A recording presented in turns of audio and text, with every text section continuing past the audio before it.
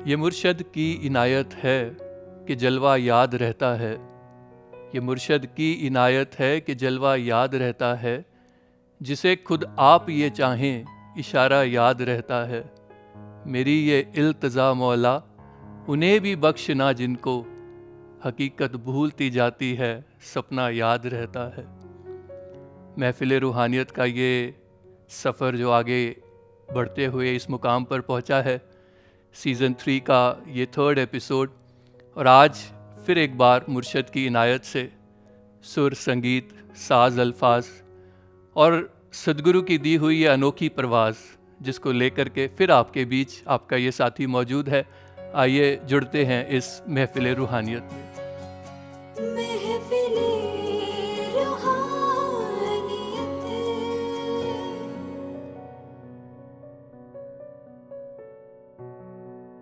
जैसा कि हम सभी को प्रतीत है कि अब वो तारीखें बहुत ही करीब हैं जब हमने सदगुरु माता सुदीक्षा जी महाराज एवं निरंकारी राजपिता जी के उपस्थिति में छत्र छाया में 77वें वार्षिक निरंकारी संत समागम का आनंद प्राप्त करना है। और समागम का ये दौर, सेवाओं का ये दौर, ये सिलसिला आज इस कार्यक्रम के माध्यम से भी, इस प्लेटफॉर्म से भी गुफ्तगू होगी। कुछ किस्से, कुछ कहानियाँ, कुछ ऐसी रूहानियत से भरी बातें जो हम सभी को प्रेरित करेंगी समागम के उन मैदानों में ले जाने के लिए भी और सद्गुरु का आशीर्वाद प्राप्त करने के लिए भी। इसी गुफ्तगू को आज हमारे बीच आगे बढ़ाने के लिए हम सभी के साथ शामिल हुए हैं कुछ ऐसे शख्स, कुछ ऐसे महात्मा, परम भक्त सद्गुरु के सेवादार, जिनका बारी बारी से तारुफ और उनसे रूबरू आइए हम होते हैं। आइए मिलते हैं हम सभी के जाने पहचाने रोल मॉडल यंगस्टर्स के लिए ये चेहरा ही अपने आप में अपनी पहचान है। हमारे बीच आदरणीय महात्मा Rakesh Mutleja ji. Thank you Sandeep ji for having given me this honour. और इतने प्यारे प्यारे शब्दों से ताज को लगता है मैं बिल्कुल इनके लायक नहीं हूँ। ओनली सदगुरु's ग्रेस। और thank you so much for having hosted me in Mehfil Ruhaniyat. और Rakesh ji as a host तो कई बार सेवाएं निभाई हैं, आज एज अ गेस्ट। हाँ जी, हर रूप में सदगुरु की कृपा है जी। सो आई थिंक इसमें भी सदगुरु माता जी कृपा करे, इस सेवा को निभाने की भी तौफीक बख्शे। स्वागत है आप जी का आपके अपने स्टूडियो में। Thank you so much. और इनके साथ ही मौजूद हैं आदरणीय महात्मा जोगेंद्र सुखीजा जी, जिनको यूं तो सच्चे पातशाह ने अनेक सेवाओं से नवाजा है, पर आज यहाँ एक भक्त के रूप में, एक सेवादार के रूप में अपने ज़िंदगी के कुछ अनुभव हमसे साझा करने के लिए स्वागत है सुखीजा जी। थैंक यू जी, थैंक यू संदीप जी। आप कृपा करो कि हर रोल में भक्त बना रहे दास, और हमेशा भक्ति ही जो है करने का प्रयास जारी रहे। तार कृपा करे जी, निभाते रहें। और साथ में ही हमारे इस प्यारी सी मुस्कान के साथ आदरणीय महात्मा मोहन जी, जो जिक्र करेंगे इस मोहन का, जो सदगुरु की कृपा से हमारे ज़िंदगी में आया है। हालांकि ये सफ़र कानपुर से शुरू हुआ, पर आज सच्चे पातशाह ने अनेक सेवाएं यहाँ दिल्ली में भी बख्शी हैं और एक भक्त के रूप में बहुत सुंदरता से सदगुरु के चरणों में अपना जीवन निभा रहे हैं। मोहन जी, स्वागत है आप जी का। मैं काबिल ना था जो तूने दिया है, इस गुनाहगार पे ऐसा कर्म किया है, शुक्राना निकले रोम रोम से। क्या बात है। सच्चा बादशाह, आपका लाख लाख शुक्र है इस रूहान से जोड़ करके रूहानियत के सफ़र में आपने हमें डाला, और आज इस महफिल रूहानियत में भी ऐसे ऋषि मुनियों के साथ बैठ करके ये आशीर्वाद देने का मौका दिया है। Thank you Sandeep ji. Thank you महाराज जी। और ये महफिल रूहानियत की बख्शिश ही सुर संगीत का ये संगम, और आपने इन सुंदर सुरों से इसका आगाज़ भी किया, शुक्रिया जी। तो कार्यक्रम को आगे बढ़ाते हुए राकेश जी, आप जी से पूछना चाहूँगा जी कि हालांकि एक भक्त का सफ़र सदगुरु के दरबार में अपना सबका एक इंडिविजुअल लेवल पे होता है, लेकिन उस सफ़र में कुछ ऐसे माइलस्टोन्स, कुछ ऐसे मेंटर्स, कुछ ऐसी सिखलाइयाँ भी रही होती हैं जिससे कि वो पूरे का पूरा सफ़र, पूरी की पूरी जर्नी डिफ़ाइन की जा सकती है। तो आप जी का आज तक, राइट फ्रॉम द चाइल्डहुड ये जो सफ़र सदगुरु के चरणों में बीता है, जी इसको संक्षिप्त में कहीं उन माइलस्टोन्स को टच करते हुए अगर आप जी हमारे साथ साझा करना चाहें। जी Sandeep ji, talking about my journey in the mission in this realm of spirituality, Mehfil Ruhaniyat, तो मुझे लगता है इसको कुछ शब्दों में कुछ समय में इनकैप्सुलेट कर पाना तो संभव शायद ना हो, लेकिन फिर भी दास प्रयास करेगा। और मुझे लगता है कि अगर क्योंकि जन्म ही परिवार ऐसा था कि जहाँ रूहानियत थी, भक्ति थी, निरंकारी परिवार में ही जन्म हुआ। मम्मी पापा संगत में ही जाया करते थे सेवा के साथ, डैडी 48 से ही जुड़े हुए थे मिशन में जी। और तो यही याद है कि बचपन से संगत की, बाल संगत की, बाल सेवा दल में थे।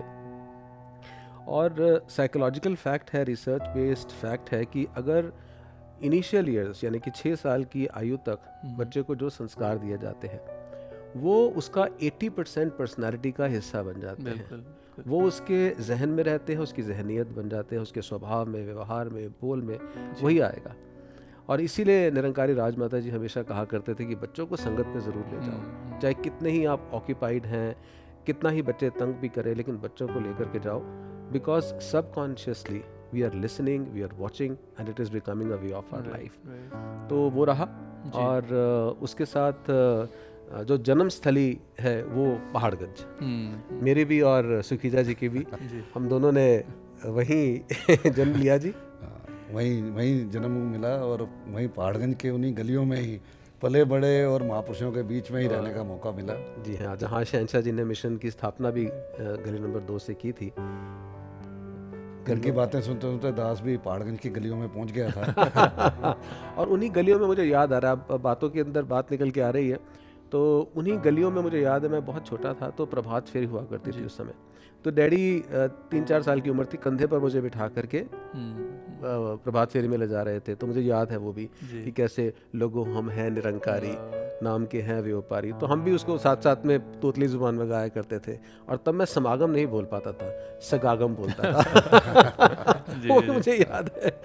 और उसके बाद फिर ये भी याद है कि छोटा था, 7-8 साल का, और पोस्टर लगाए जाते थे। पहले गलियों में हर जगह पोस्टर लगते थे और मना किया गया मुझे कि आप छोटे हैं, 7-8 साल की उम्र है, आपने नहीं जाना है। वो बड़े लगाते हैं, ऊपर लगाना होता है, रात का समय होता है। उसके बाद मैंने जो शोर मचाया और मैंने जो रो करके सबको प्लीड किया लिटरली घर में कि मुझे जाना है, मुझे पोस्टर लगाने जाना है समागम के, और मैं गया।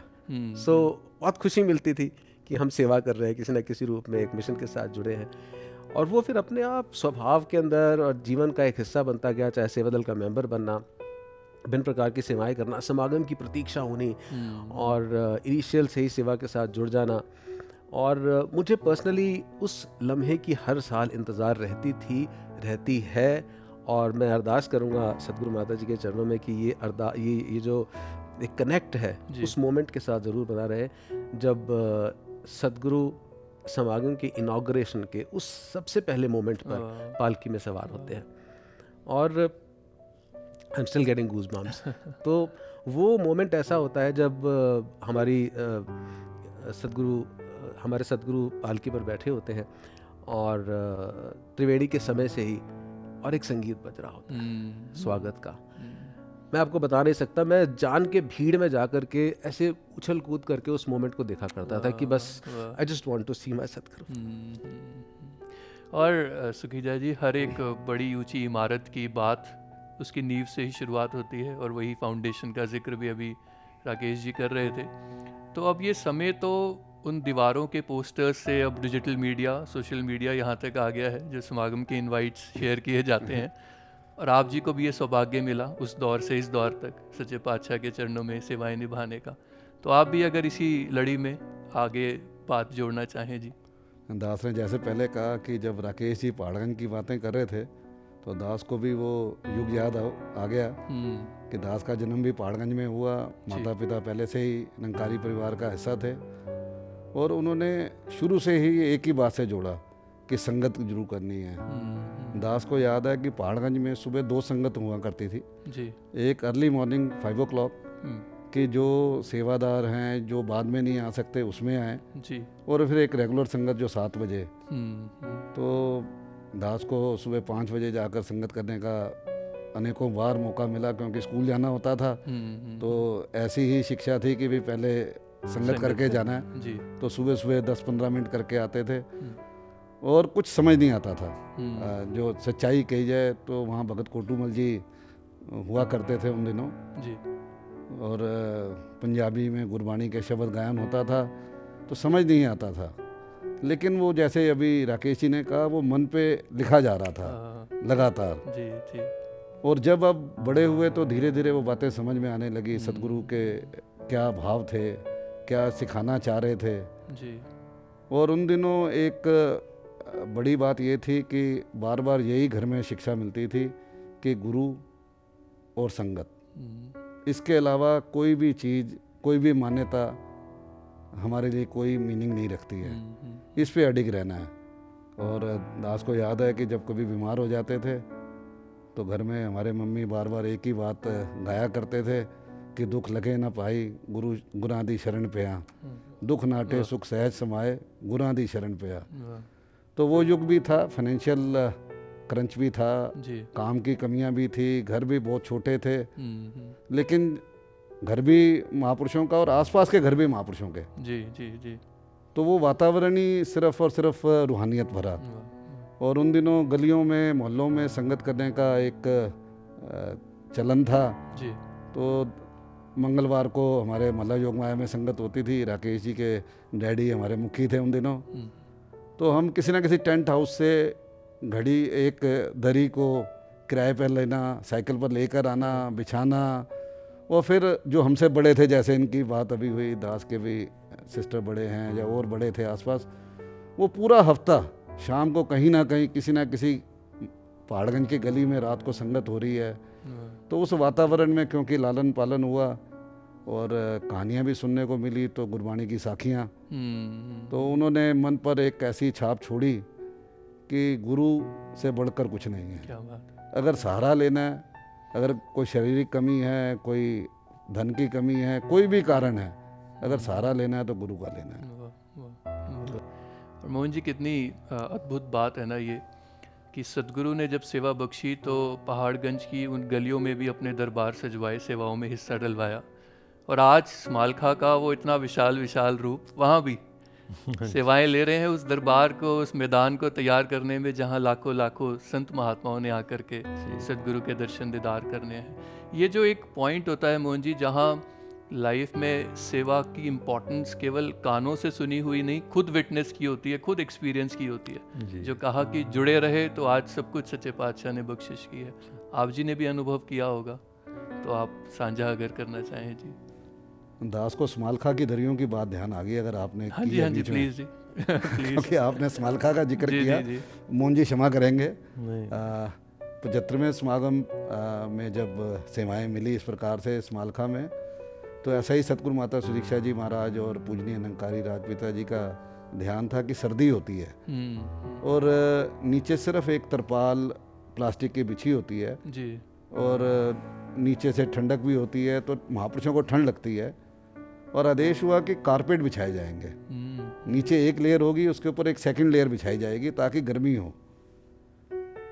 आप जानते ही हैं कि इतने विशाल अरेंजमेंट्स होते हैं, सेवा दल भी इतनी बड़ी संख्या में इन्वॉल्व होता है, लेकिन फिर भी कमियां रह जाती हैं।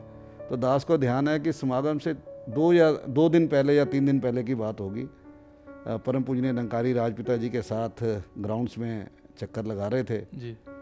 तो जब पहुंचे ग्राउंड्स में तो देखा कि कारपेट तो एक जगह पड़े हैं लेकिन बिछे नहीं हुए, जो दरिया बिछाने की आपने बात की। जी, जी। तो दास ने देखा कि सबसे पहले राजपिता जी गाड़ी से उतरे क्या बात। और उन्होंने वो कारपेट खींच कर ले जाकर बिछाने शुरू किए। जब उनसे बेनती की कि महाराज आपके सेवादार कर लेंगे, कहने लगे नहीं। और जब उन्होंने किया तो दास ने देखा कि जितनी संगत वहाँ आई हुई थी सभी के सभी उन सेवाओं में लग गए। तो हमारे सतगुरु हमारे लिए दरिया भी बिछा कर इतना भी ख्याल करते हैं कि कहीं किसी महात्मा को ठंडक ना लग जाए नीचे से, और जहाँ देखा कि कहीं कमी है, कहीं सेवा में कमी है, सिखाने के लिए खुद कारपेट खींच कर उन्होंने बिछाए। तो और इसी पे ना मोहन जी, आप से मुखातिब होते हुए वो बात कंप्लीट करते हुए एक शायर ने एक बात कही कि आप खामोश रह कर के भी कितना कुछ कह जाते हैं। जो आदरणीय राजपिता जी की बात हुई कि आप खामोश रह कर के भी कितना कुछ कह जाते हैं, मैं कितना कुछ बोल कर के भी चुप ही बैठा क्या रहता। बात, क्या तो बैक टू यू जी, आप जी प्लीज़ कंटिन्यू करें जी। जैसे राकेश जी और आदरणीय जोगिंदर जी ने भी बात रखी कि दास का भी सदगुरु की कृपा से जन्म ब्रह्मज्ञानी परिवार में ही हुआ, और समागम की जहाँ तक बात है, जो सेवा का सफ़र शुरू हुआ तो एक ऐसा जीवन में पड़ाव आया जब 50th समागम हमारा आने वाला था जी जी और ऋषि कमल जी कानपुर में आए हुए थे। जी और जैसे हम अक्सर सुनते हैं कि सदगुरु के रहमतों के खजानों की चाबी सेवा होती है। तन सुखी सेवा किए, धन सुखी किए दान, मन सुखी हरि भजन, इत वित हो कल्याण। और ये प्रैक्टिकल मिशन है हजूर हमारा, सदगुरु की सिखलाइयाँ कि यहाँ पे ब्रह्म ज्ञान देने के बाद फिर सदगुरु कहते हैं सेवा से, सुमरन से, सत्संग से ही जीवन में निखार आएगा। तो जीवन में कई बार ऐसे निरंकार की कृपा होती है जब ऐसे संत जन कोई ना कोई आके जीवन में प्रेरणा देते हैं। तो 50 समागम था और ऋषि कमल जी आए हुए थे। हम सब जानते हैं ऋषि जी का जीवन हर एक को निरंकार से, सत्संग से, सेवा से जोड़ना।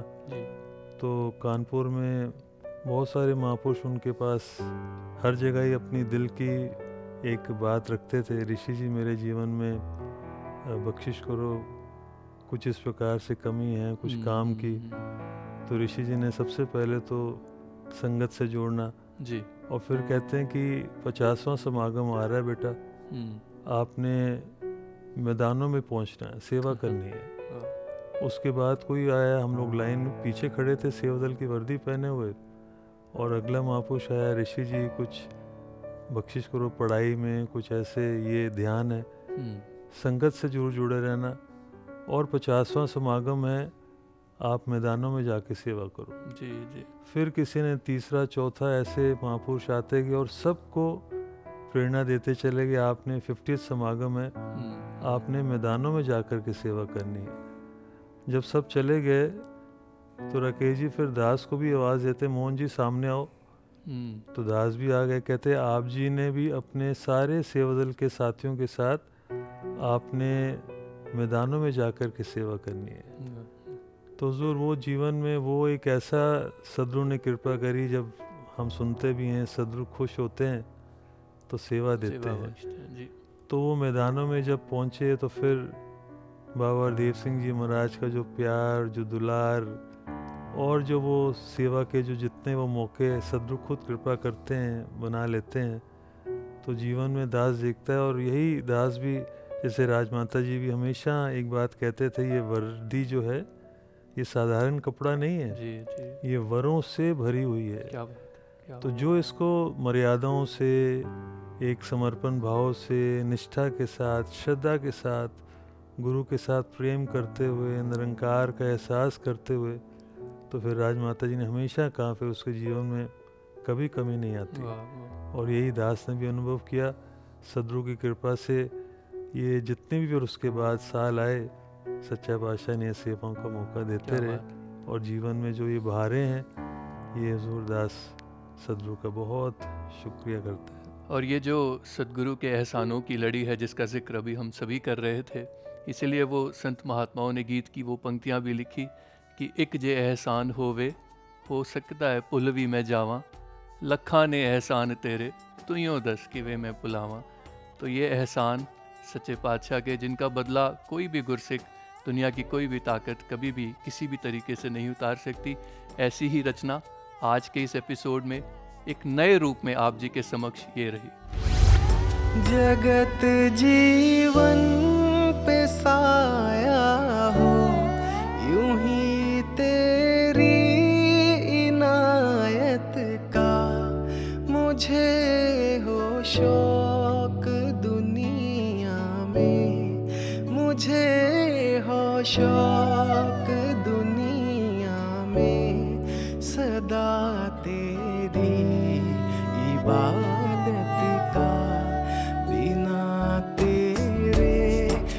जीवन को सजाया जा नहीं सकता। करम ऐसा किया तूने, करम ऐसा किया तूने, भुलाया जा नहीं सकता। तेरे एहसान का बदला चुकाया जा नहीं सकता।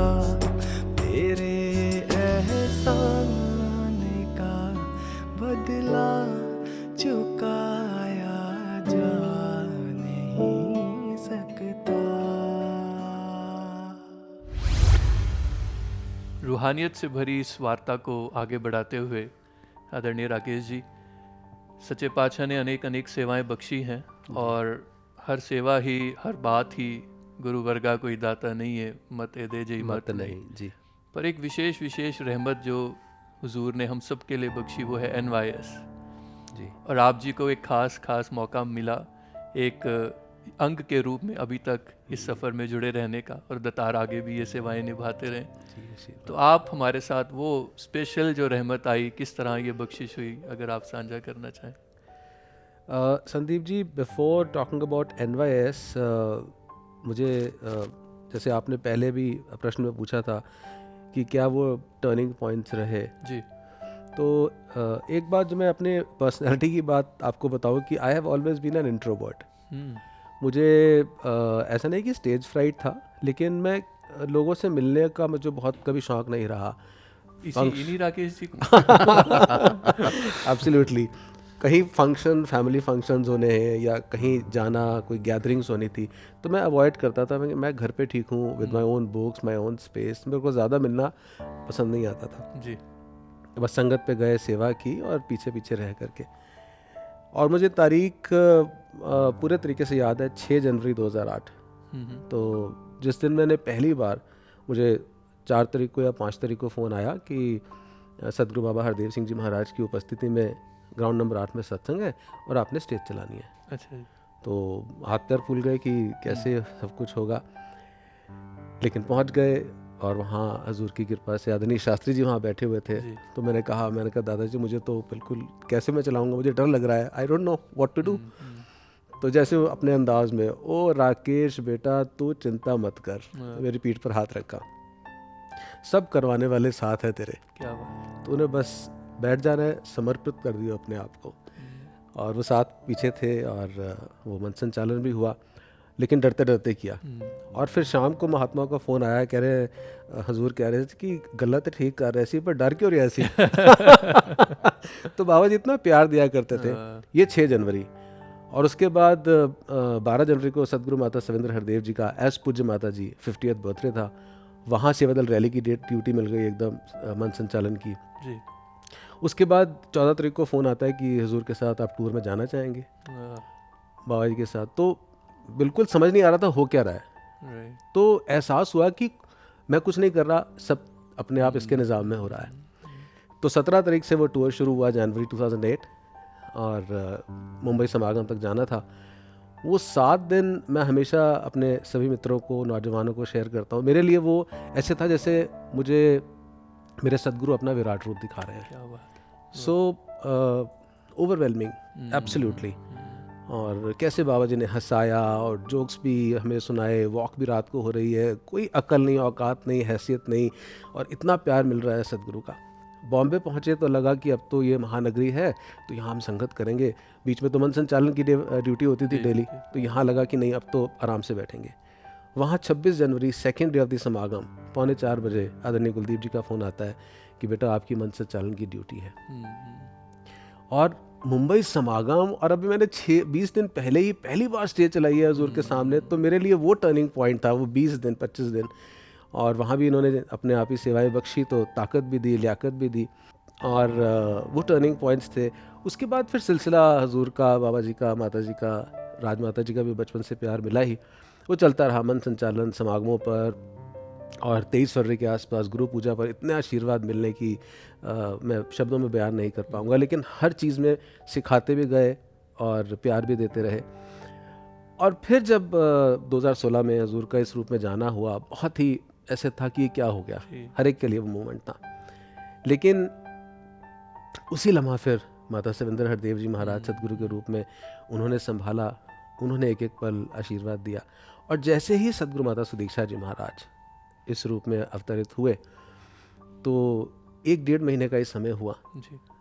और फिर बुलाया राजपिता जी ने और सदगुरु माता जी ने 3-4-5 महात्माओं को और कहा कि युवाओं को कुछ ना कुछ अभी मिशन की शिक्षाओं के साथ, आइडियोलॉजी के साथ जोड़ना बहुत ज़रूरी है, तो उनके लिए कुछ ना कुछ एक प्रोग्राम हो।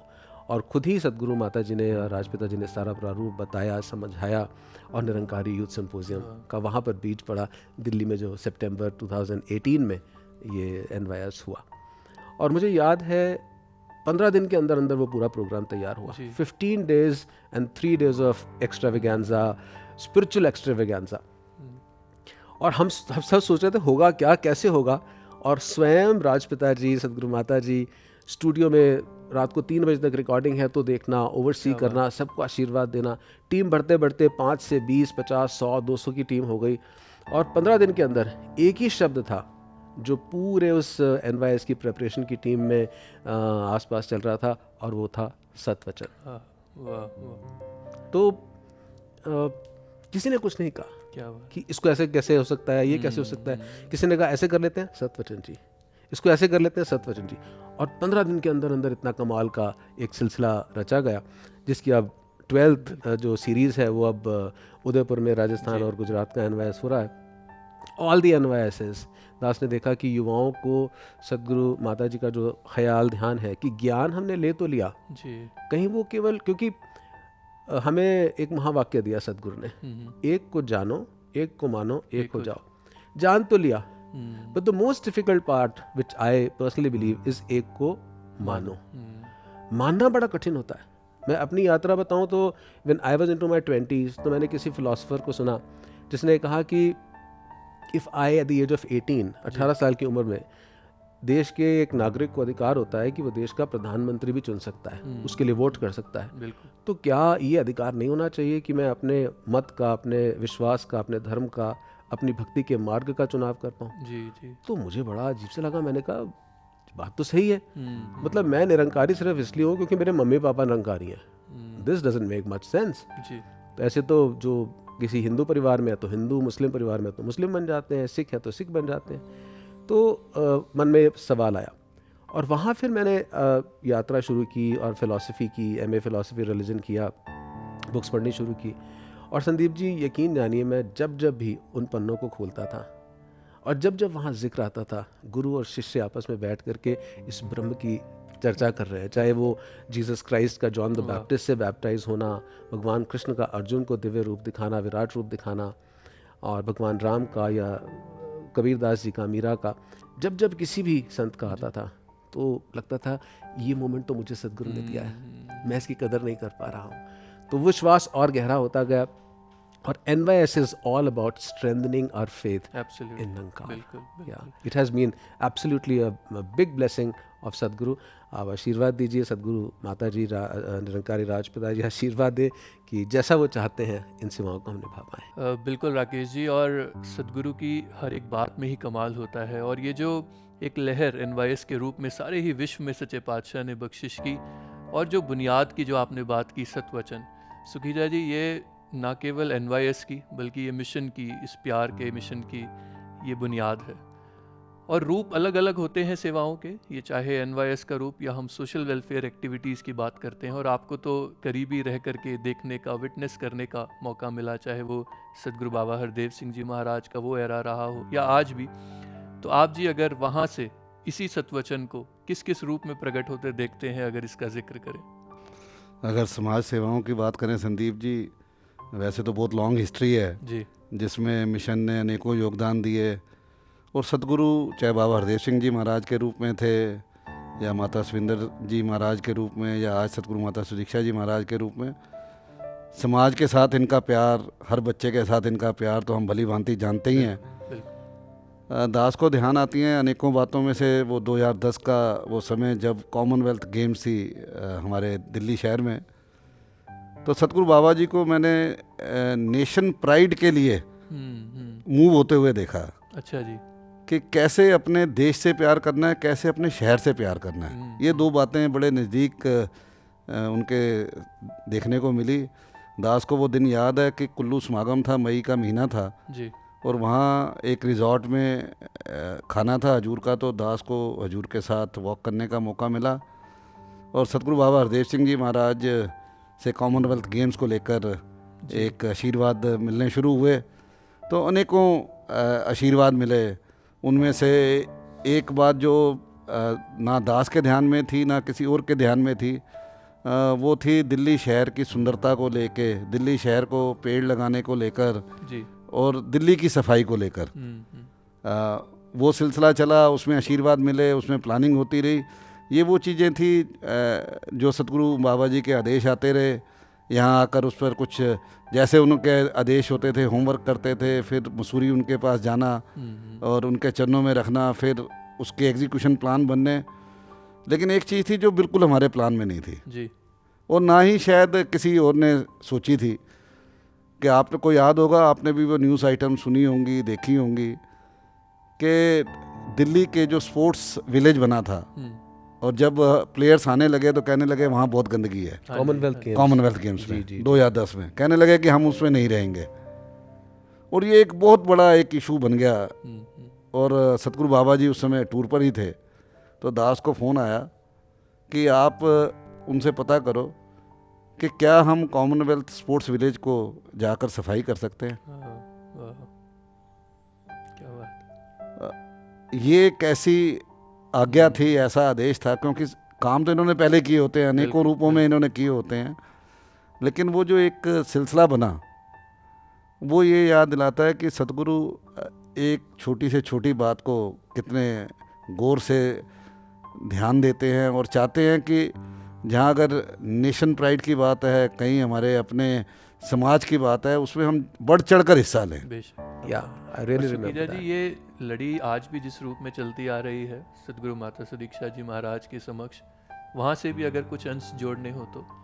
वो तो ऐसे अंश हैं कि बिल्कुल मन को पुलकित कर देते हैं जी। कि किस प्रकार जब पहले हम अगस्त में हमेशा पेड़ लगाते हैं तो ट्री प्लांटेशन ड्राइव किया करते थे। तो सतगुरु माता सुदीक्षा जी महाराज और पूजनीय राजपिता जी का ऐसा ध्यान आया कि हम जो है इसको कुछ चेंज कर कर वननेस वन जी जी जी जिसमें हम जो है प्लांटेशन करेंगे और वो अर्बन प्लांटेशन होगी, चाहे वो छोटे से छोटा प्लाट हो। और वननेस वन का एक जो लोगो बना वो अगर आपने कभी देखा होगा तो वो अपने आप में एक मैसेज देता है कि सभी कुछ एक कैसे हो सकता है। और उसी थीम को लेकर जो ख़ास बात सतगुरु माता जी की तरफ से आई कि किसी भी काम को करना है तो ऐसा करना है जो कुछ इम्पैक्ट डाले। ऐसा नहीं कि आज पेड़ लगाए और हम भूल जाएं। जी। कहने लगे कि कम से कम 3 साल तक उनका पालन पोषण करना है, उनको पानी देना है, उनको अगर कहीं कटाई छटाई की ज़रूरत है वो करना है। तो कहने लगे कि वो इस तरीके से लगाने हैं कि आज अगर शुरुआत हुई है तो जब तक ये अपने आप अपने पैरों पर खड़े ना हो जाएं तब तक इनके हमने देख रेख करनी है। जी। और फिर उसके बाद प्रोजेक्ट अमृत, ये अपने आप में एक नई ऊर्जा, नई सोच लाया है।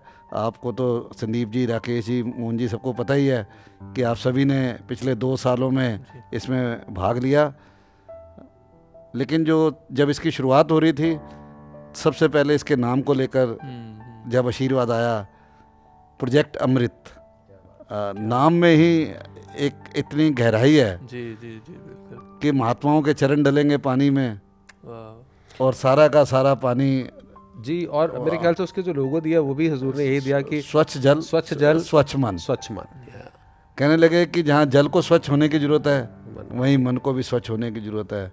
और अगर दुनियावी तौर पर जब लोग पूछते हैं तो उनको ये भी कहा जाता है कि अगर आपका मन स्वच्छ होगा तभी तो आप जल को स्वच्छ रख पाएंगे। जी बिल्कुल ठीक बात है जी। विभिन्न आयाम है लेकिन मकसद यही है इस रूहानियत के साथ जोड़ने का, कल्याण करने का। क्योंकि वो बात जो हमने कितनी बार सुनी, दोहराई कि सदगुरु आउंदा है दुनिया उत्ते सारे ही संसार लई सदगुरु आउंदा है दुनिया दुनिया उत्ते उत्ते केवल परोपकार तो ले। यही परोपकार सच्चे पातशाह का जो हम सभी की ज़िंदगी पे हुआ है, उसी को एक बार फिर से याद करते हुए, दोहराते हुए आइए सुनते हैं ये अगली रचना। सच्चे पातशाह बख्शो मेरी खता, मैं निमाना तू बेअंत तेरा अंत ना जाना, तू बेअंत तेरा अंत ना जाना। सच्चे पातशाह बख्शो मेरी खता, मैं निमाना तू बेअंत तेरा अंत ना जाना, तू बेअंत तेरा अंत ना जाना। सच्चे पातशाह। इस सुमधुर रचना के बाद आइए इस गुफ्तगू में फिर से एक बार जुड़ते हैं। आदरणीय मोहन जी, आप जी को ये निराकार सदगुरु का बख्शा हुआ ये ज्ञान, इनके दरबार की ये सेवाएं विरासत में मिली हैं। ये परिवार, जैसा कि हम सभी जानते भी हैं, उन शुरुआती दिनों से ही बाबा बूटा सिंह जी महाराज का वो समय, वहीं से ये एक बीज लगाया गया जो आज इस रूप में प्रफुल्लित भी हो रहा है।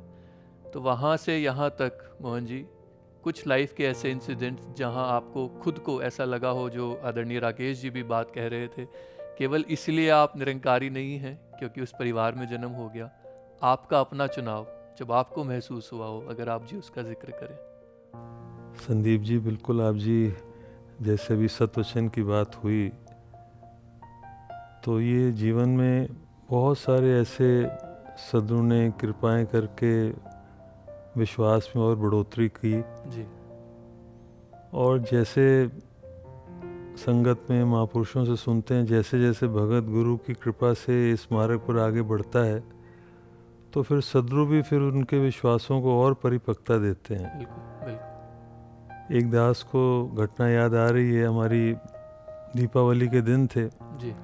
और अभी एडवांस सेवा की ही बातें हो रही हैं, तो हमारी एडवांस सेवा में जो ड्यूटी चार्ट्स बन जाते थे, और वो दिन बिल्कुल दीपावली के दिनों के साथ मैच कर गए जी।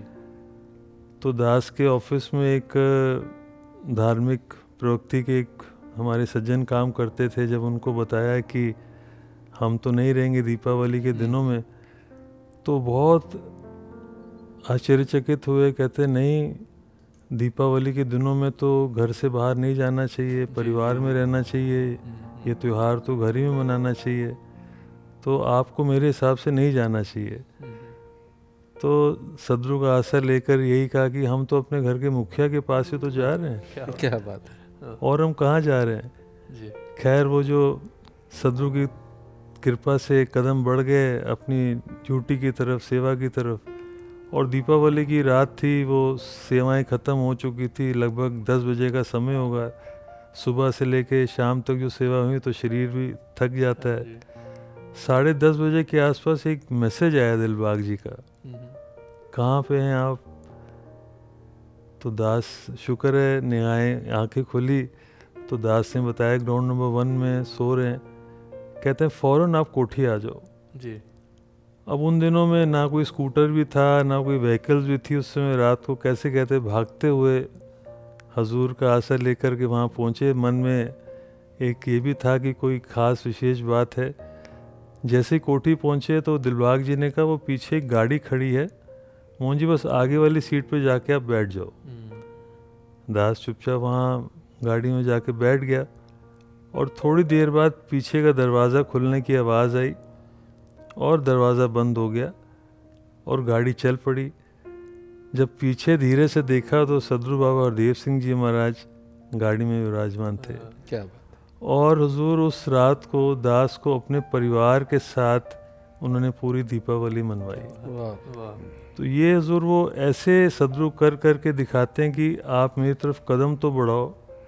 तो फिर गुरु कैसे हमारे विश्वासों को आप चुनाव हम निरंकार का करें, सदगुरु का करें, साथ संगत का, सेवा का, तो सच्चा पातशाह कितने ही गुना हमारी सोचों से भी पड़े बढ़ करके हमें आशीर्वाद देते हैं। वो बाबा जी की बात है ना कि एक निरंकार से तो हम अपना रिश्ता बढ़ाएं तो मैं आपके सारे रिश्तों में मजबूती पैदा कर दूंगा। दास ने यही हजूर अनुभव किया और उससे फिर हमारे विश्वासों में सदगुरु और परिपक्वता देते हैं और मजबूती देते हैं। आशीर्वाद दो, इसी प्रकार हम लोग करते जाएं जी। और यही महसूस होता है कि ये तो एक लिमिटेड सा टाइम है, प्लेटफॉर्म है, जहाँ शायद 3-4 हम बैठ करके अपनी लाइफ के कुछ इंसिडेंट शेयर कर लेते हैं, लेकिन ये हर एक गुरसिक की कहानी है, हर एक गुरसिक की अवस्था है। राकेश जी वो एक संत महात्मा ही हैं हमारे मिशन के, उन्होंने एक शेर लिखा था।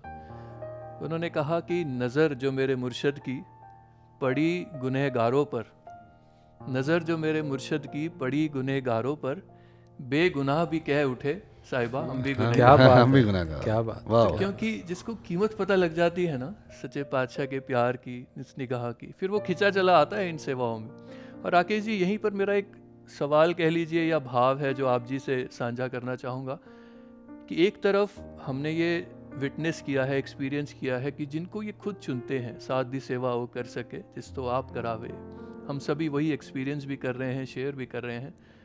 लेकिन फिर एक गुरसिक के नाते जब सब कुछ इनकी रज़ा में ही हो रहा है, everything is fixed and plan, तो मेरा कंट्रीब्यूशन या मेरा एफर्ट किस तरह से होना चाहिए? आपने अपनी लाइफ में कुछ ऐसा अनुभव किया हो, अगर आप शेयर करें। संदीप जी, जहाँ ये मेरा आ जाता है ना वहाँ मसला आ जाता है जी क्योंकि बस यही एक चैलेंज है कि मैं को दूर रखना। जी और बीइंग ह्यूमन बीइंग्स, हम क्योंकि संसार में विचरते ही हैं, ये चैलेंज आता है बार बार कि कई बार लगता है कि हमने ये किया, मैंने ये किया, मेरी सोच से ऐसा हो गया, मैंने ऐसा कुछ कहा, या लेकिन वास्तविकता में हम कुछ नहीं कर रहे हैं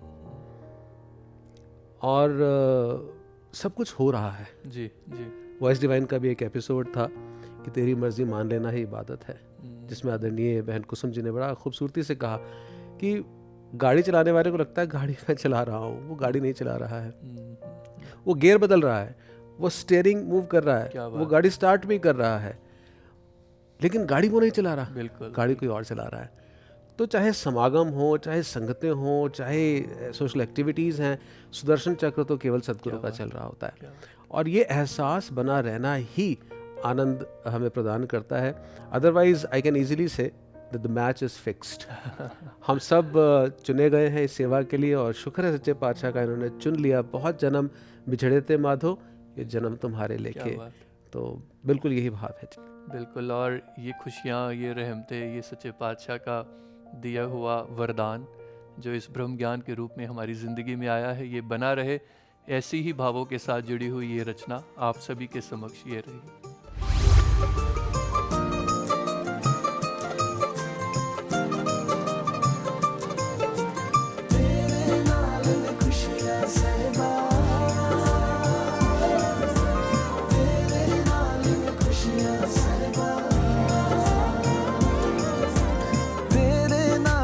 खुशियां सहबा तेरे नाल बहारा, तेरे नाल ने खुशियां सहबा तेरे नाल बहारा, जिंदगी तू बख्शी दातिया,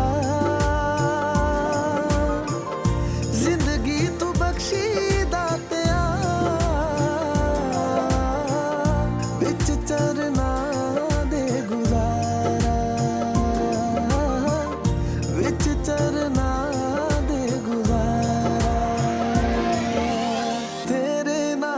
खुशियां सहबा। जिस तरह हमने अभी रचना में इस आनंद की, सुख की, खुशियों की बात सुनी, वही समा हम जी भी रहे हैं। ये समागम के करीब की घड़ियाँ, सेवाओं का ये दौर और ये मौके। तो सुखीजा जी, आप जी को तो रोज़ ही लगभग मौका मिल रहा है उन मैदानों में जा कर के किसी न किसी रूप में सद्गुरु का आशीर्वाद प्राप्त करके सेवाओं का हिस्सा बनने का।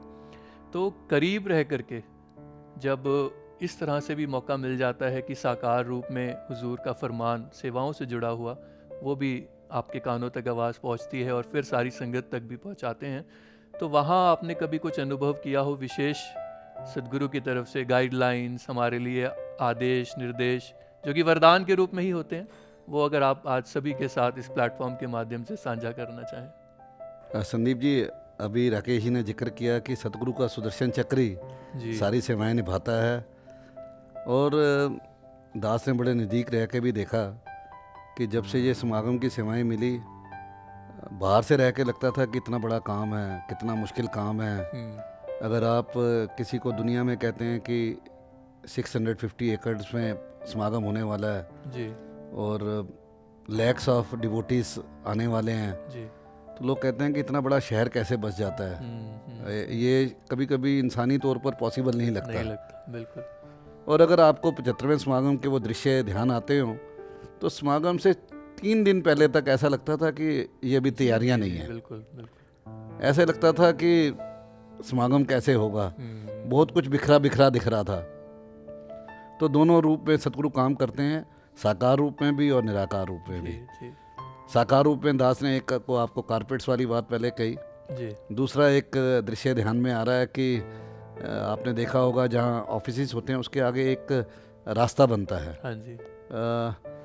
3 दिन पहले तक वो रास्ता नहीं था, कोई काम नहीं हुआ था, और पीछे जितनी पार्किंग थी वो फुल हो चुकी थी। जी फिर वही करिश्मा हुआ, पूजनीय निरंकारी राजपिता जी आए और उन्होंने वहाँ फिजिकली खड़े होकर देखा और खड़े होकर खुद सड़क बनवाने लगे। क्या बात। और गाड़ियाँ हटवाने के लिए खुद गाड़ी में बैठे, एक एक पार्किंग में साथ चले। और अगर वो संत निवास के अगर दृश्य आपको ध्यान हो, जी जी बिल्कुल। महापुरुषों ने अगले दिन सुबह आकर वहाँ विश्राम करना था, जी और एक रात एक दिन पहले ऐसे लगता था कि अभी तो बहुत काम पेंडिंग है। कैसे हर 1 घंटे में खुद वहाँ कि वहाँ चलो, बिल्कुल देखना है, वो सारी चीज़ें देखी। तो सेवाओं को करने का तरीका सतगुरु सिखाते हैं साकार रूप में, और निराकार रूप में जिन्होंने उसमें सहयोग देना होता है उनके हृदय में बैठ जाते हैं। जी बिल्कुल बिल्कुल। और उनके वाणी में हमेशा यही निकलता है कि ये तो निरंकारी मिशन का काम है, इसके लिए तो कुछ भी। सही बात। पहला वाक्य यही होता है। वो बड़े से बड़े अधिकारी हों या छोटे कर्मचारी हों, हर किसी का एक ही भाव कि ये समागम तो हमारा अपना समागम है। जी बिल्कुल। और राकेश जी, ये समागमों की जो लड़ी की बात हुई, जी। अभी तो आने वाला ये 77वां निरंकारी संत समागम, जिसकी हम सभी को प्रतीक्षा है, इंतजार है। एब्सोल्युटली। तो वहाँ सच्चे पातशाह ने इसी बात को आगे बढ़ाते हुए सोच का विस्तार, जो शब्द विस्तार और ये थीम लोगो इस तरह से बख्शिश हुई, वो भी आप जी अगर हमारे साथ उन रहमतों को भी अगर शेयर करें जी। जी संदीप जी, जब सदगुरु माता सुदीक्षा जी महाराज ने ये विषय बख्शा विस्तार असीम की ओर, तो चरणों में बैठने का आदरणीय राजपिता जी और सदगुरु माता जी के चरणों में बैठ करके पूछा कि सच्चे पातशाह आप जी का क्या इसमें संदेश है, ध्यान है, क्योंकि जितनी पब्लिकेशन के सामान आने हैं, उनके ऊपर कोट्स आने हैं या कुछ भी जाना है, उसके अंदर राइटअप भी जाना है, डायरी के अंदर भी, तो उसके अंदर आप जी का ही ध्यान मेंशन करना होगा। तो वहाँ हुजूर ने कहा कि विस्तार का जो मूल भाव है वो है कि हमें इवॉल्व होना होगा।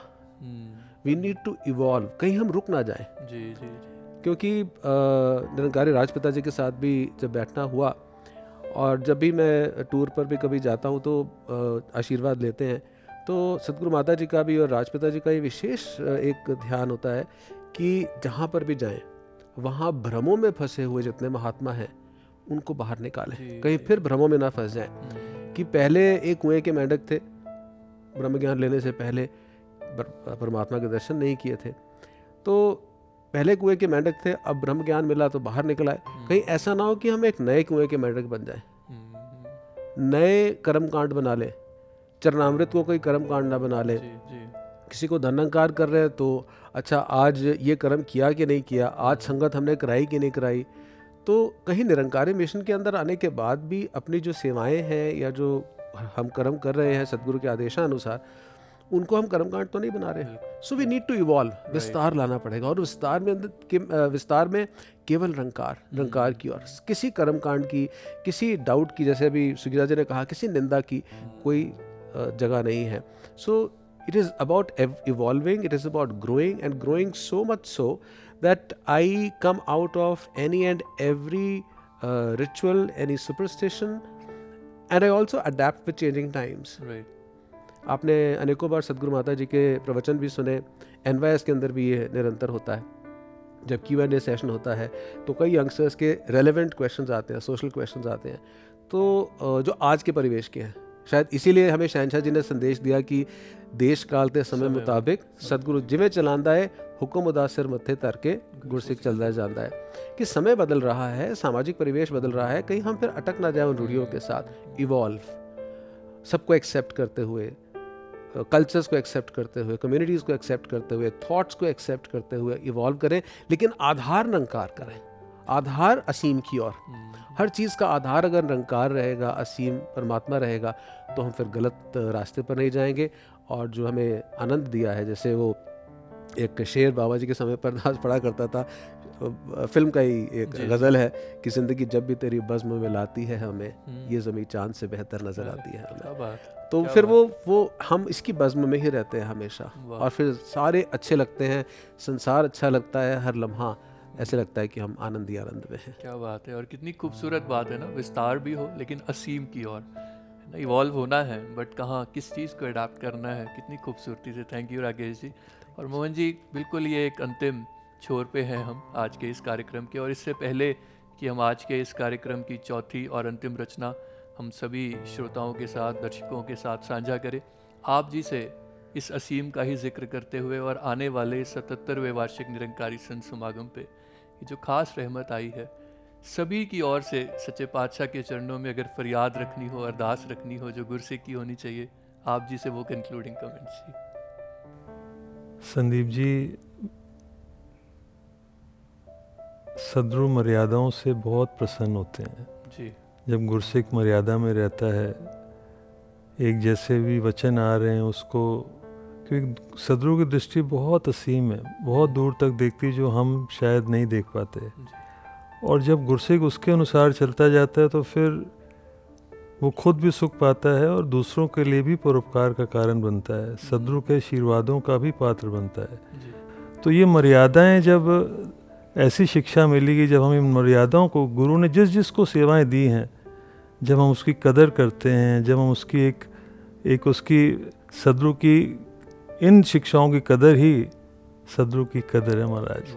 तो निरंकार कृपा करे हम मर्यादाओं का भी बहुत सारा ध्यान रख सकें। थैंक यू जी, बहुत बहुत शुक्रिया महाराज, और आप सभी का आज के इस कार्यक्रम में शिरकत करने के लिए, हम सभी के साथ इतने अमेजिंग इंसिडेंट्स और एक्सपीरियंसेस शेयर करने के लिए बहुत बहुत शुक्रिया जी।